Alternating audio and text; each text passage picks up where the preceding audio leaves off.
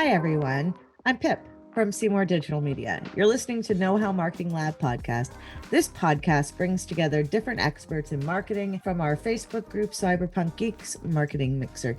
Each week we get on here and we talk about something search marketing like Google Ads or SEO, social media marketing from Facebook to TikTok, or website marketing. If you're a marketer or aspiring marketer, a business owner or entrepreneur, this podcast for you. We're going to share the best SEO, search, social, and website strategies. We share tips and hacks, Google Ads strategies, what's going on in the current market. Each week we discuss something exciting and awesome in marketing. And we're back. And today we are talking about cross-channel distribution. But before we get started, if you don't know who I am, I'm Pip, Seymour Digital Media, and this is Rena Little from Little Works Indie Media. And why is my little tag at the bottom not showing? Because I did fill it in when I signed on. Oh, yay! There we go. If you're joining us today, don't forget to pop in the comments if you do cross-channel distribution because, well, we want to know. Rena's the expert today. And if you're joining us on YouTube or anywhere else, just know Cyberpunk Marketing Geek Mixer. That's where we're actually live talking to our friends and fam. Yeah, in Facebook. So Rena, you do social media, yeah? I do. That's one of the things for sure. And most people who do social media are just posting on like one channel or... Well, the biggest thing that I see in social media that happens is that the content only lives on the social channel. So it doesn't point back to anything bigger. So this episode is really an extension of one that I did with Greg a few weeks ago when I said, we'll come back next week for part 2. Well, a few weeks have gone past. So what we want to talk about is how to actually distribute your blogs. That's what this conversation is going to be about. So one of the problems is if you're starting from a social channel perspective, you're thinking about what kind of thing do I want to post on Instagram. Sometimes I see people do either thing. They either push from Instagram to their Facebook page, or they post in Creative Suite to both pages simultaneously. And then they think about what they're going to put on LinkedIn, and they do that separately. And they might tweet separately or not tweet at all. And nothing is kind of as organized as a unified distribution machine. So what we want to do is think about like from the blog, because we want to keep the organic SEO on our blog really tight. All of the social media should be in first, it should be good for your clients, like information-wise. The second thing is it should all be optimized for better organic SEO on your website, which I know Pip loves.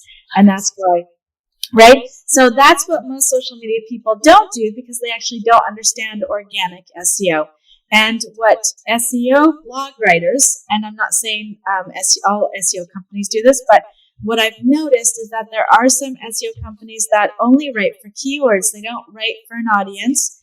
Like this is my favorite example is one client I worked with, we did some blogging and then they had an SEO company do blogging and they published a blog post, something about the effects of the top 5 events happening in Vancouver because they wanted to be ranking for Vancouver in specific. And when you read the blog article, it was posted in November. It covered events for Halloween, which had already passed, and it included events for Chinese New Year's, which wasn't until February that year. So it was really not written for an audience to really gain any value, right? Now, and is the company an event company, or are they just a real estate company? So interesting. So a lot of times real estate companies want to rank for particular areas in a city or particular cities or whatever it was. So this was the strategy this SEO company was going for, but it wasn't written for people. None of their blog articles had images on them, featured images on them. When they were shared on social media, it was a really boring post with just a link because that's all they're concerned about is providing that link back to that blog post on the social, which is super important for SEO, which brings me back to when we create posts for social, we need to do two things. We need to organize for this social algorithm. So we know Facebook doesn't like link posts. It gives the least amount of algorithmic push on those posts. So I usually do a photo with a link in the status. That seems to work. Yeah. No, I don't do comment links. You no. do a link in the status? Yeah, I do. Oh, okay, but isn't that part of the like the Text. yeah. But it's not a link post. So there's a difference. And it sometimes looks similar because when you post a link, the featured image usually populates, so it looks like a photo. Mhm. But that's not what you want to do. You want to upload your photo first, then drop your status in with the link, and then Facebook recognizes it as a photo post, not a link post. Okay, so let me get this right. Content distribution, we start with the website. We're writing blog posts. We're not necessarily writing SEO blog posts unless you're working directly with the social media people to collaborate. And we know that the latest algorithm update, which was valuable content, Yes. that SEO company that was doing that probably got them, they probably went down in ranking because that's not useful. So if I sell, I don't know, vitamins, and then I talk about Halloween, it's not useful.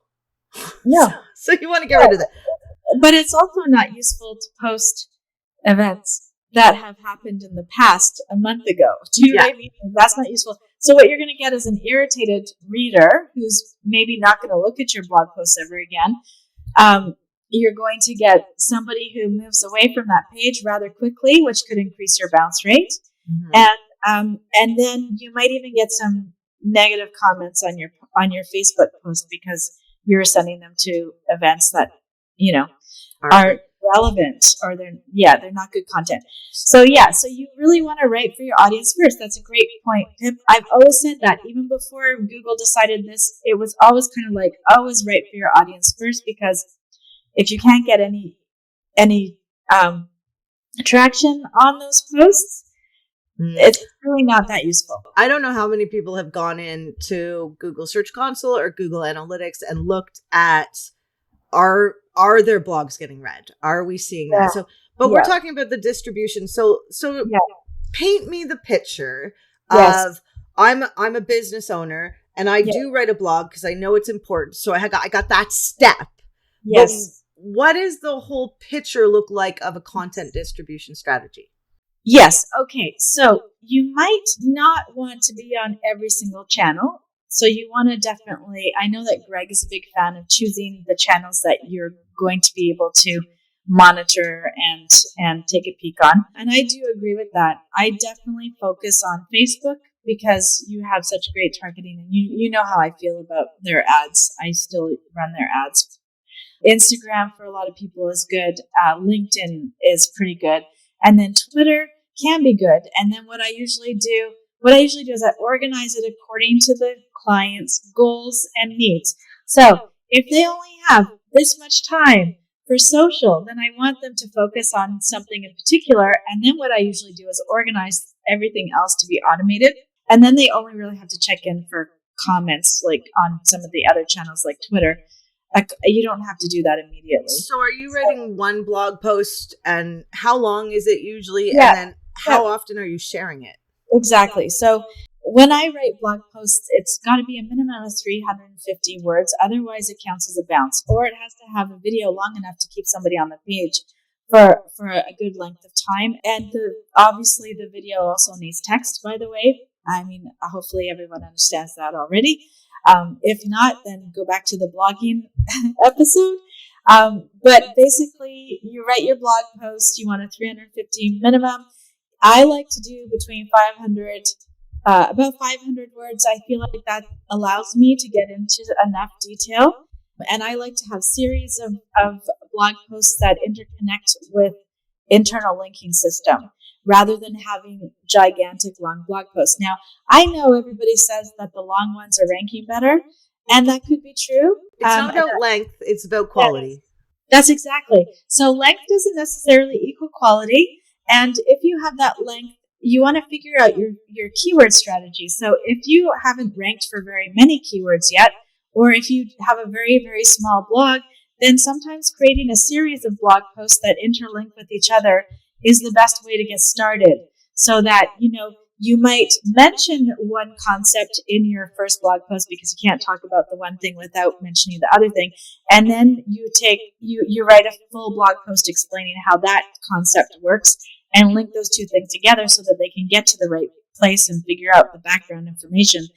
It creates a nice interlinking, and it provides two different keyword phrases to rank for, which is ideal, I think, especially when you get going. And then from that blog post, say 500 words, if you like that, 350 to 500 or 750, whichever. That's not it really is about quality. What are you saying in that blog post that really directs how long that blog post needs to be? And then what you do is you create your newsletter. This is how I do it. I create the newsletter. I put the same image as my blog post in the newsletter. I put the headline in my newsletter, and then I put a little feeder piece of text. It could be the first sentence of your blog article, but sometimes that's too general, so it might be the first couple of sentences. Maybe I rewrite an introduction for that blog post. That's not, you can either copy and paste, or you rewrite it to make sure that that person is really excited about reading it and knows what the blog post is about so that they understand that it's relevant for them. And then I put a link, learn more, read more, whatever you want to say, and you send them back to that website because the blog organic SEO really loves that sort of hit of traffic. So increased traffic is excellent for your blog post, especially if you launch it. Then you send out your email, and then you put out your social all in the same day or two. Then you're getting that traffic in a timely way. Like you publish that, then the traffic goes, and Google says, "Oh yes, they put something out. People liked it and came back," and it gives you a little bit more algorithmic hit. Same with the social post. If you put that out at a good time and you get a nice little engagement hit from your people, those engagements not only help circulate your link on social media, but it also provides a heavier weighted link to your website. So Google goes, "Oh, that's a heavier weighted link. And so that must be even better. It's performing well on social. I'll give you a little bit more of an algorithmic hit on your website." So what you want to do is get that newsletter out pretty quickly. So basically what we want to do is get that social content out. So you're going to change it slightly for each channel. So you can write, I like to write the longer ones on Instagram because people generally don't go from Instagram to your website. That's not how they interact with content. So if I can, I'll write all of my points out quite conclusively, and then the people are you give them the opportunity in the link section to go visit that blog post. But they don't have to. They get the good overview on the Instagram post as it is. On Facebook, on the other hand, I don't want to give them the summary. I do want to push them to the website. So I'll give them something that alludes nicely to what they're going to get, but not all the details on Facebook.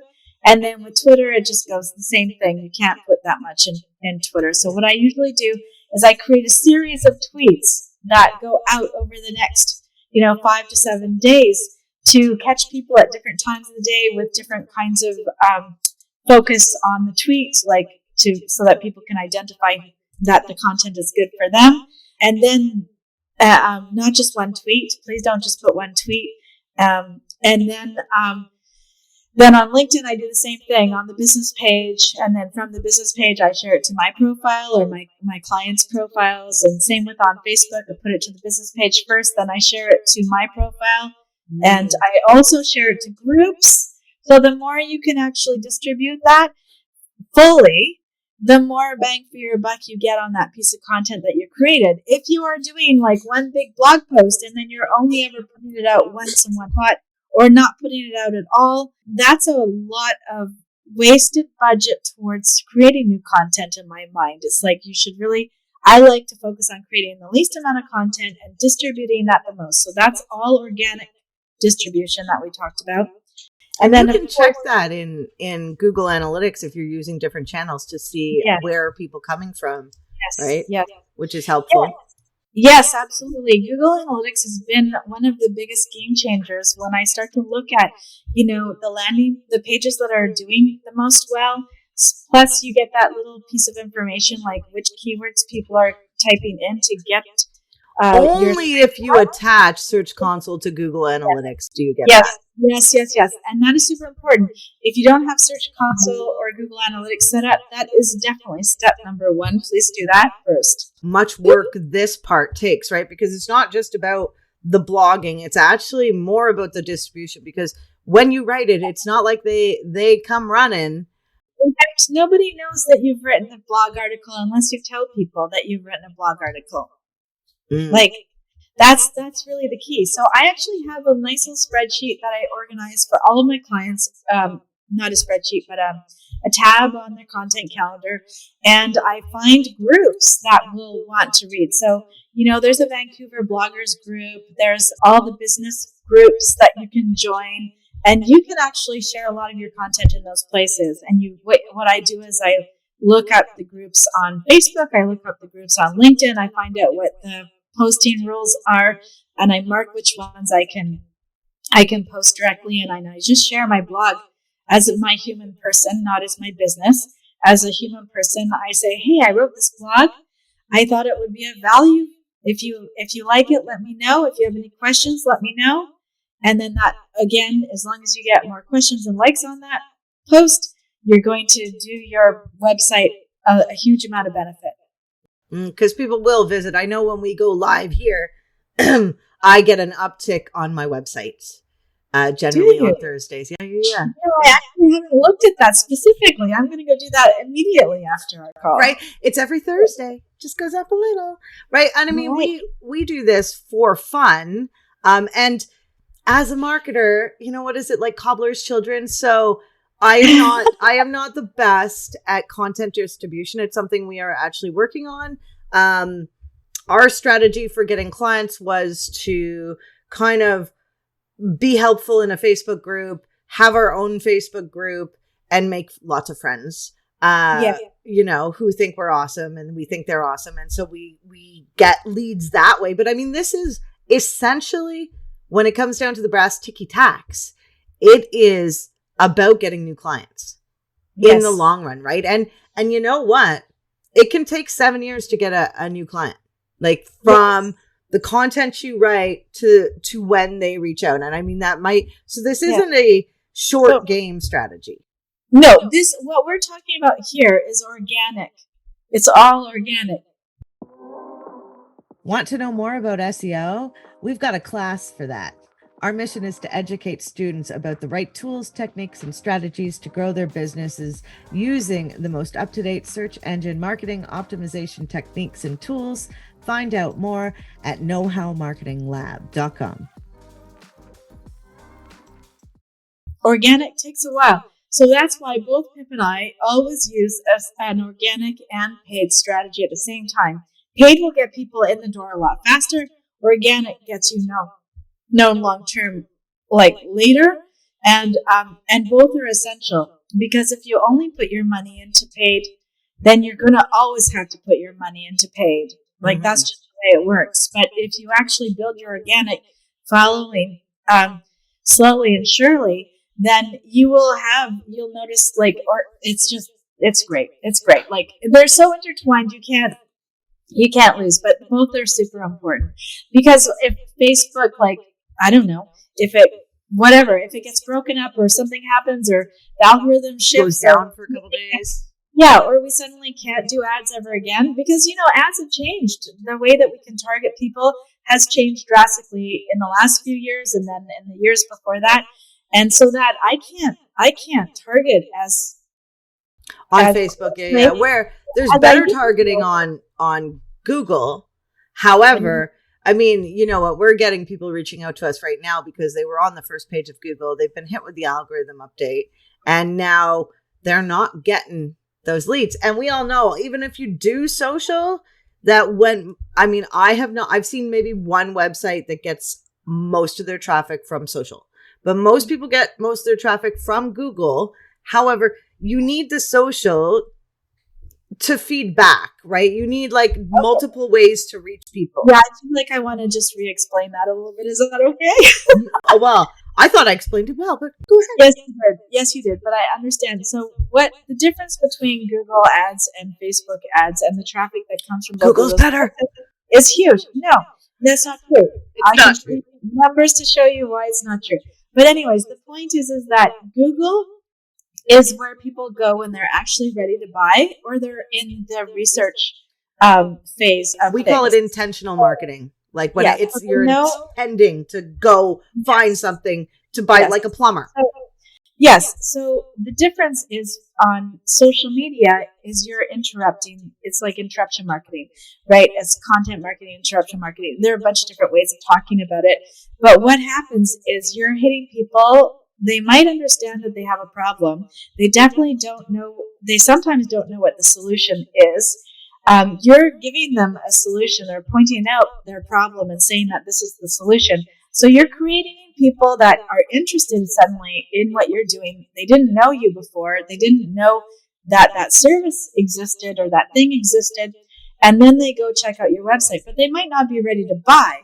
But what I've seen in the, what's that little tab in Google called assisted conversions? Assisted conversions really changed the way that I thought about marketing, because I knew before they had assisted conversions that whenever I did social in conjunction with Google ads, my campaigns worked so much better than Google ads alone and Facebook ads alone.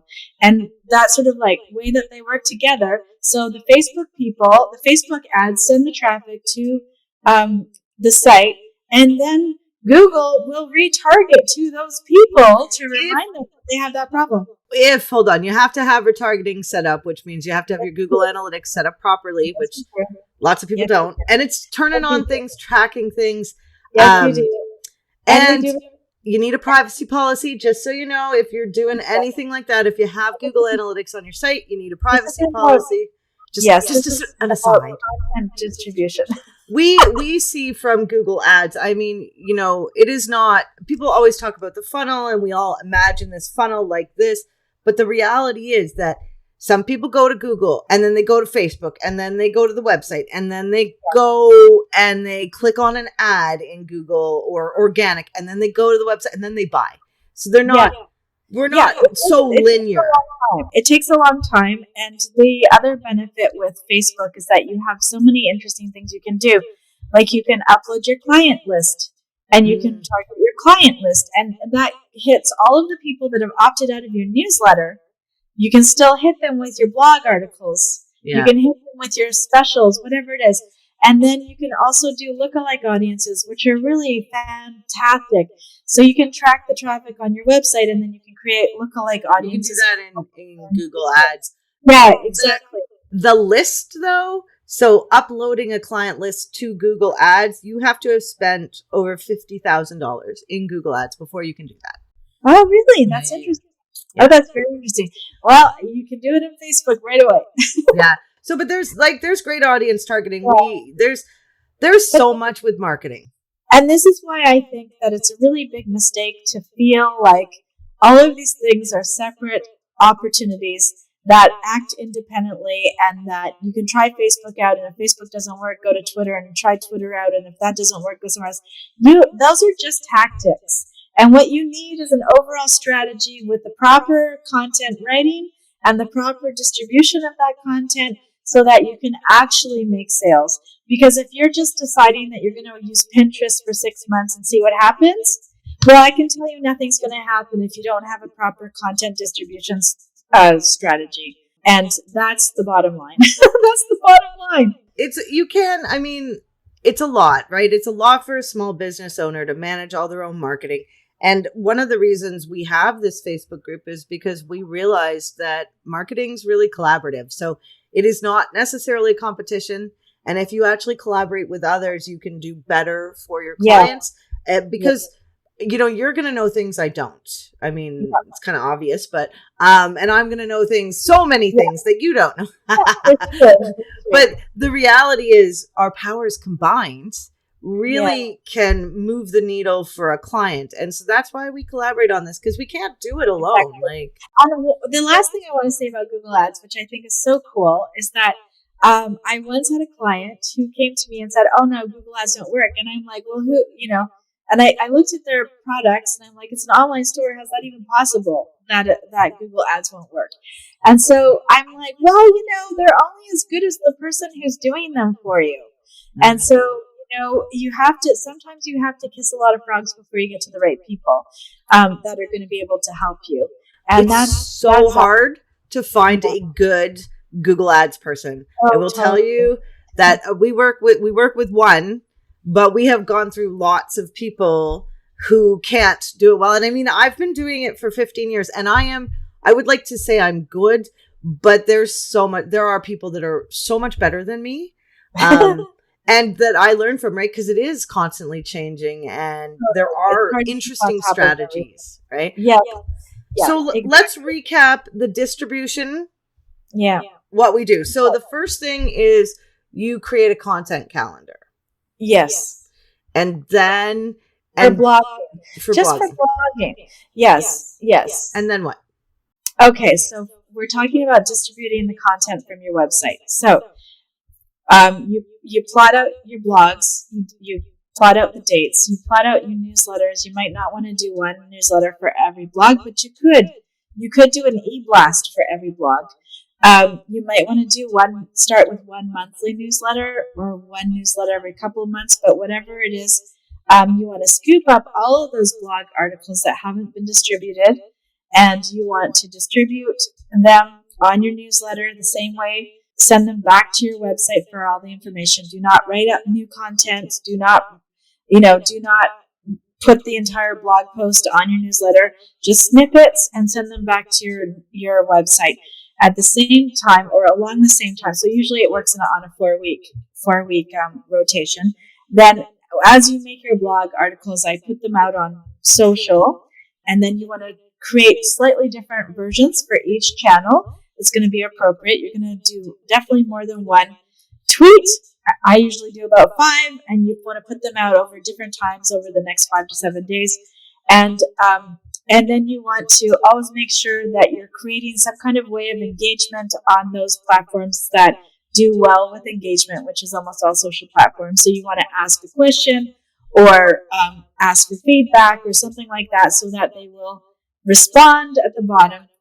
And then the last part is to check your results. Go into your Google Analytics, see which ones did well. Let's make more content around those topics. This is something of interest. Build out a series, whatever you want to do. And the things that don't work well, you can drop those. Like don't you know, or figure out what you need to do. After about a year, we all need to go back into our websites and like cull our things that aren't driving traffic or aren't getting the results. Yeah. That's a huge thing to do with SEO, right? So what do I say? It's you build a website and then you blog, and you get people. And then the next year you blog, clean up your old content and update it. Blog, clean up your old content, update it. So cleaning up and updating, I do that all the time, but I don't cull. So we should probably do a topic, we should probably do culling as a topic. Like, how do you decide how to cull? And what do you do with those pages? Do you set up redirects? Yeah. So there's a lot. The other thing so when Rena's talking about social sharing, that also includes Google Business Profile as a post. So we do use that, even though it's not considered a social network. Google is, I don't know if y'all know, but Google got rid of Google Business Profile app on your phone. And now you go through it with maps. And if you click on some, it'll be like businesses you're following. So they are slowly but surely creating this, and you'll be forced to use it. The outcome is going to be that Sarah really likes this business and she's your friend. So you should go there maybe too, right? Sarah gave this person a 5-star review. I love the name Sarah. Anyway, besides that, so content distribution is huge. It's not just about building the content. It's about sharing the content, right? If you want to know more, Rena does teach a course on how to do your social media marketing. and we can direct you to that. And that's her plug for today. The other side note is, because we got to go, but the other quick side note is we actually have a podcast now, which I'll tell you more about in the weeks to come. And next week, Rena, do you know what's happening? Greg has not done the banner at the top of the Facebook group. Oh, 1 second, and I will just look that up. Geek Speak, just a second. Geek Speak! If you're joining us for the first time, we get on here every Thursday at 11 a.m. in the main Facebook feed of Cyberpunk Geeks Marketing Mixer. We're also on YouTube. I think, yeah. I think that's it. But we love coming on here. Next week, I think, is Phelan and myself. Strategies for optimizing Google Ads campaign with Pip and Phelan. Right, we're teaching our Google Ads course right now. We're going into week 2. So we are actually building a campaign. So you don't want to miss that one. It's going to be super fun. And we really appreciate you joining us today. And if you think we left something out, please let us know. We'd love to know in the comments. And we'll see you next week. Bye.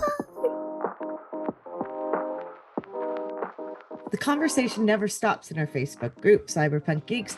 Join us at facebook.com/groups/cyberpunk geeks to ask your questions, meet new friends, and learn even more about search, social, and websites.